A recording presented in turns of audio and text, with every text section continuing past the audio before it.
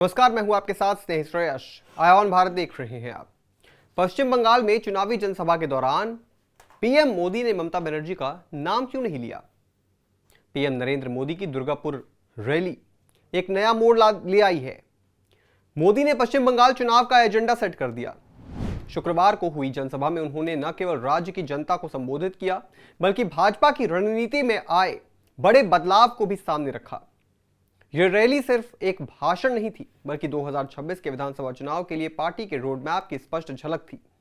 सबसे पहले खास बात यह रही कि पूरे 33 मिनट के भाषण में पीएम मोदी ने मुख्यमंत्री ममता बनर्जी का एक बार भी नाम नहीं लिया, जबकि अतीत में वो हर चुनावी मंच से सीधे ममता बनर्जी पर हमला करते रहे हैं। यह चुप्पी एक संकेत है, संकेत इस बात की कि भाजपा अब पश्चिम बंगाल में चुनावी लड़ाई को किसी एक नेता के खिलाफ नहीं, बल्कि एक विचार के खिलाफ लड़ेगी। पार्टी ने साफ कर दिया है कि अब ममता बनर्जी बनाम नरेंद्र मोदी नहीं, बल्कि टीएमसी बनाम सुशासन की लड़ाई होगी।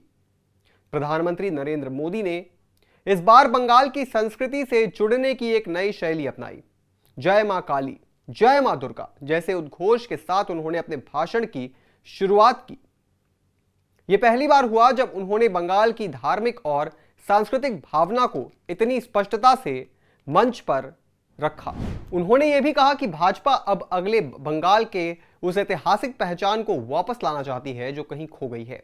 यह भावनात्मक जुड़ाव भाजपा की रणनीति का एक अहम हिस्सा बनता जा रहा है। रैली में मोदी ने योजनाओं की लंबी सूची पेश की, जिसमें रोजगार, उद्योग, युवाओं की शिक्षा, महिला सशक्तिकरण और बुनियादी ढांचे के विकास जैसे विषय शामिल थे। यह भाषण केवल आलोचना या विरोध तक सीमित नहीं रहा, बल्कि एक सकारात्मक दृष्टिकोण के साथ जनता के सामने भाजपा का विजन रखा गया। इस बार भाजपा की रणनीति साफ दिख रही है। पार्टी अब ममता बनर्जी को लक्ष्य न बनाकर टीएमसी को एक संस्था के रूप में चुनौती देगी। टीएमसी को भ्रष्टाचार, तुष्टीकरण और कुशासन की पहचान के रूप में पेश किया जा रहा है। भाजपा का यह प्रयास है कि जनता को यह समझाया जाए कि टीएमसी की सरकार ने केवल राजनीतिक लाभ के लिए प्रशासन को अपने काबू में रखा, शासन किया, जबकि अब आम लोगों की समस्याओं को अनदेखा किया गया। यह रणनीति सिर्फ एक रैली का हिस्सा नहीं, बल्कि भाजपा के शीर्ष नेतृत्व द्वारा बनाई गई लॉन्ग टर्म प्लान का हिस्सा है। पार्टी अब अपने सभी नेताओं को यह संदेश दे रही है, ममता बनर्जी पर व्यक्तिगत हमला करने के बजाय टीएमसी के कार्यशैली और नीतियों की असलियत को सामने लाना होगा। इससे भाजपा यह साबित करना चाहती है कि वो सिर्फ विरोध करने वाली पार्टी नहीं, बल्कि एक बेहतर विकल्प है, एक ऐसा विकल्प जो शासन, विकास और सम्मान की बात करता है। इसके साथ ही आरएसएस भी बंगाल में सक्रिय हो चुका है।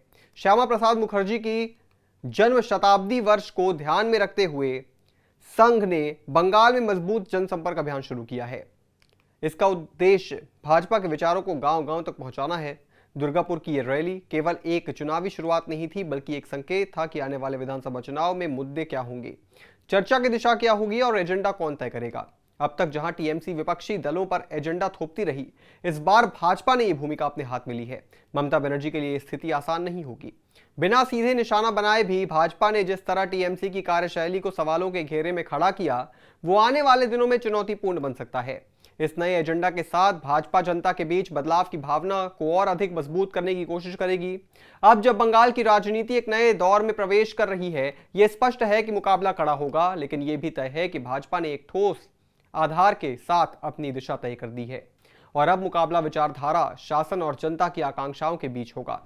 इस पूरी खबर पर आप क्या सोचते हैं दोस्तों? कमेंट बॉक्स में जरूर लिखते जाइएगा और तमाम बड़ी खबरों से जुड़े रहने के लिए आप देखते रहें आयान भारत।